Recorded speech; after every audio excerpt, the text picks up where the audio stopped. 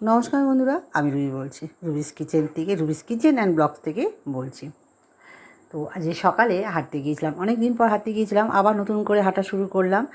ডাক্তারবাবু বলেছে আমার পা ওকে আছে, তো আপনি আবার হাঁটতে পারেন। তো হাঁটতে শুরু করলাম। হাঁটতে গিয়ে সবার সঙ্গে পরিচয় হলো, সবাই বলছে কতদিন দেখা হয়নি, মানে সব গল্প টল্প হলো। আর এদিকে আমাদের প্রত্যেক দিনের সাথে কুকুরটাও হাঁটে, আমরা বাড়ি ফিরি আর ও তখন যায়, এই কথা হচ্ছিল।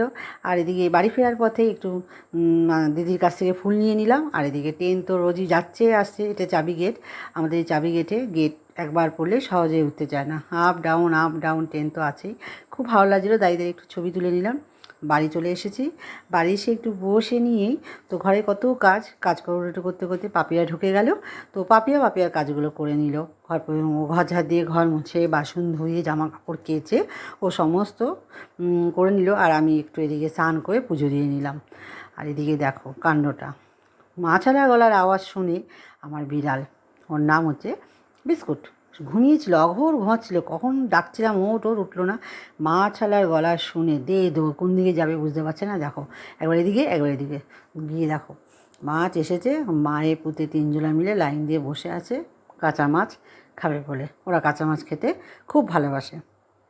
তো এই একটু মজা করছিলাম ওদের সাথে। তো মাছারাও বলছিল যে মাটা অসুস্থ। আমি যে হ্যাঁ, মোটুটা আমাদের অসুস্থ।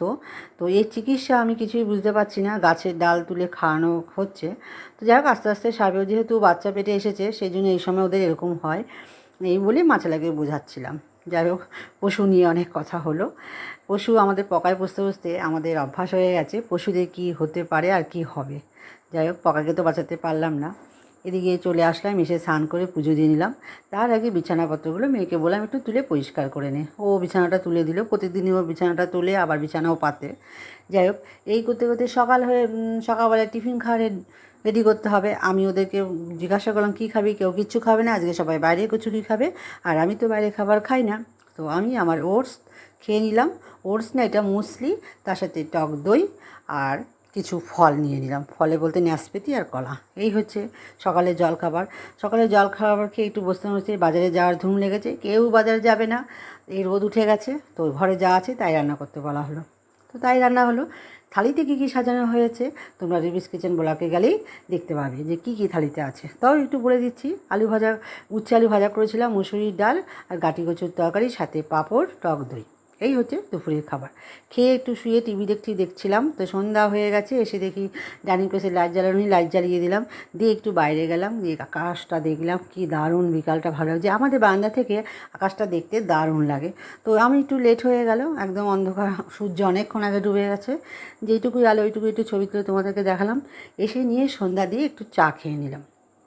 তারপরে তো রাতের খাবার রেডি করতেই হবে। রাতে আজকে আছে স্পেশাল পরোটা, ডিম পরোটা আর সাথে ডিম ভাপা। এই হচ্ছে রাতের আমাদের খাবার। কেমন হচ্ছে আমার ভিডিওগুলো অবশ্যই কমেন্ট করে তোমরা জানাবে। আর আমার চ্যানেলটিকে ভালো লাগে লাইক, কমেন্ট, শেয়ার, সাবস্ক্রাইব করে দিও। চলো বন্ধুরা, সবাই ভালো থাকবে, সুস্থ থাকবে। আগামীকাল আবার নতুন একটা ভিডিও নিয়ে তোমাদের সাথে দেখা হচ্ছে। আজকে এই পর্যন্ত।